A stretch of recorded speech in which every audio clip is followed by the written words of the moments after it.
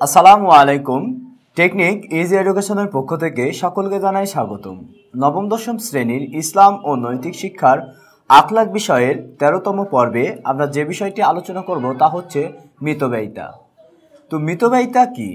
মিতব্যয়িতা হচ্ছে একটি বিষয় হচ্ছে যার সম্পদ খরচ করার ক্ষেত্রে না অপচয় করা না কৃপণতা করা, অর্থাৎ মধ্যম পন্থা বা প্রয়োজনের সমান বা প্রয়োজনের মতো সম্পদ খরচ করাকে মূলত মিতব্যয়িতা বলা হয়। তো মিতব্যয়িতার কারণ কি বা মিতব্যয়িতা বলতে আমরা আরও যে বিষয়টি বুঝতে পারি সেটা হচ্ছে যে মিতব্যয়ী ব্যক্তি তারা তাদের সম্পদের অপচয়ও করে না, আবার তারা সম্পদ ব্যয়ের ক্ষেত্রে তারা কৃপণতা বোধও করে না। তো সেই ক্ষেত্রে আমরা বুঝতে পারি যে সম্পদের যথাযথ ব্যবহার করাই হচ্ছে মিতব্যয়িতা।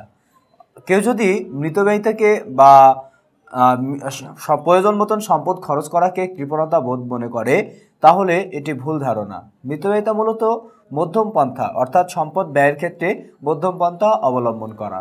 তো মিতব্যয়িতার আমরা দেখব হচ্ছে কিছু গুরুত্বপূর্ণ বিষয়, অর্থাৎ মিতব্যয়িতার গুরুত্ব কি।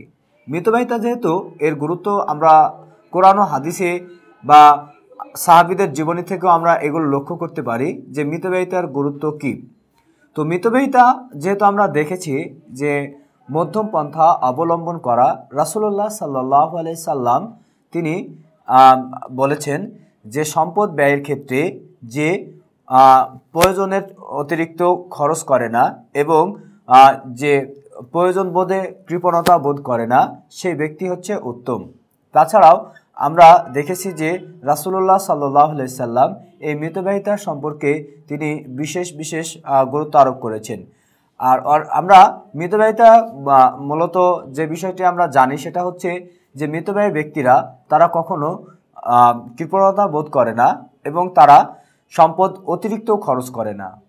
এছাড়াও আরও যে বিষয়টি আমরা লক্ষ্য করব সেটা হচ্ছে যে একজন মিতব্যয়ী ব্যক্তি সে আল্লাহ তাআলার পথে বা সৎ পথে অতিরিক্ত দান করে। এছাড়াও রাসূলুল্লাহ সাল্লাল্লাহু আলাইহি সাল্লাম তিনি আরও বলেন যে যারা মিতব্যয়ী ব্যক্তি, তো অর্থাৎ বান্দা যখন সেই ব্যক্তি বুদ্ধিমানের পরিচয় দেয় যখন সে তার সম্পদ মধ্যম পন্থায় বা মিতব্যয় হিসেবে খরচ করে, অর্থাৎ সে সম্পদের প্রয়োজনের অতিরিক্ত খরচ করে না, আবার কৃপণতাও করে না।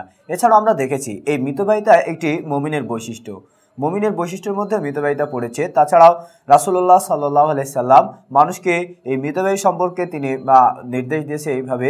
রাসূলুল্লাহ সাল্লাল্লাহু আলাইহি সাল্লাম বলেন যে হে আদম সন্তান, তোমরা তোমাদের প্রয়োজনের অতিরিক্ত সম্পদ যদি খরচ করো তা তোমাদের জন্য কল্যাণকর হবে, আর যদি তোমরা এগুলো আটকে রাখো, অর্থাৎ প্রয়োজনের অতিরিক্ত সম্পদ যদি আটকে রাখো তাহলে তোমাদের জন্য অকল্যাণ হবে, আর যদি তোমরা তোমাদের প্রয়োজনের জন্য সম্পদ আটকে রাখো তাহলে তা তোমাদের এতে তোমাকে তিরস্কার করা হবে না।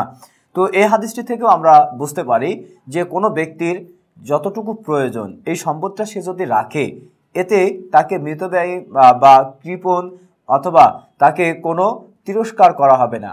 আর সে যদি তার সম্পদের প্রয়োজনের অতিরিক্ত সম্পদ আল্লাহর রাস্তায় দান করে বা ইসলামের স্বার্থে দান করে তাহলে তার জন্য হচ্ছে কল্যাণকর হবে।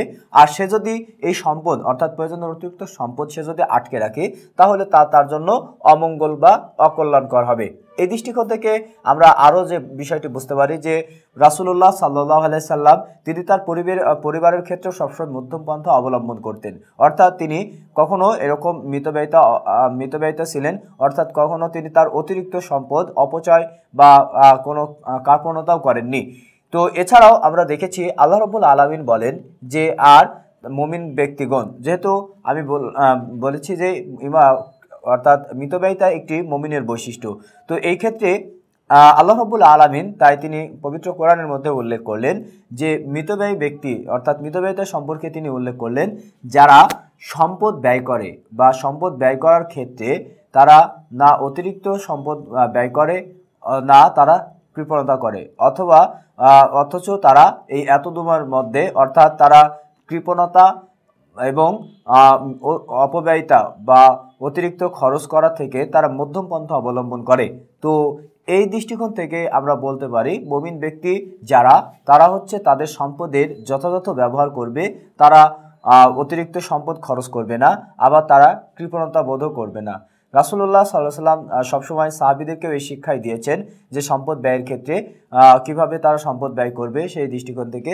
তো ইসলাম এই দৃষ্টিকোণ এই থেকে ইসলামের যে বিষয়গুলো বা বিধানগুলো থেকে আমরা লক্ষ্য করতে পারি যে মিতব্যয়িতা এটি একটি আদর্শ বা আখলাকে হামিদার বৈশিষ্ট্য। তাই আমরা আমাদের নিজেদের জীবনের ক্ষেত্রেও এই মিতব্যয়িতা অবলম্বন করব, কেননা মিতব্যয়িতার মাধ্যমেই আমরা আল্লাহ সন্তুষ্টি অর্জন করতে পারবো। আর যদি কেউ কৃপণতা বোধ করে তাহলে এই কৃপণতার জন্য বান্দা আল্লাহর অসন্তুষ্টি লাভ করবে। তো আমরা সবসময় এই মিতব্যয়ী হব। তো মিতব্যয়িতার গুরুত্ব সম্পর্কে আমরা খুব ভালো মতো দেখেছি যে মিতব্যয়িতা মূলত কি বোঝানো হয়েছে।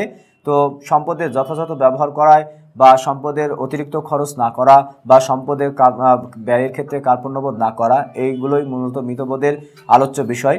তো শিক্ষার্থী বন্ধুরা, এই ছিল মিতব্যয় সম্পর্কে সংক্ষিপ্ত আলোচনা। আশা করি ভালো লেগেছে। ভালো লাগলে অবশ্যই আমাদের চ্যানেল টেকনিক ইজি এডুকেশনকে সাবস্ক্রাইব করবেন, লাইক ও কমেন্ট দিয়ে আমাদেরকে উৎসাহিত করবেন। আসসালামু আলাইকুম ওয়া রাহমাতুল্লাহ।